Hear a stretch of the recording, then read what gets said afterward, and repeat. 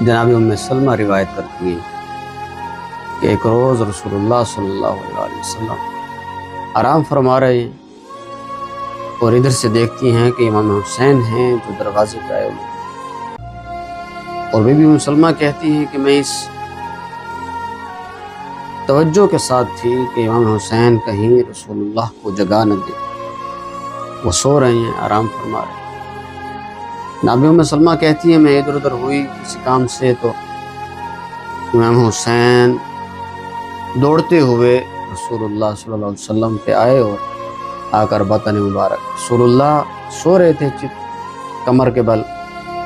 اور آ کر رسول اللہ کے پیٹ پہ بیٹھ گئے امام حسین۔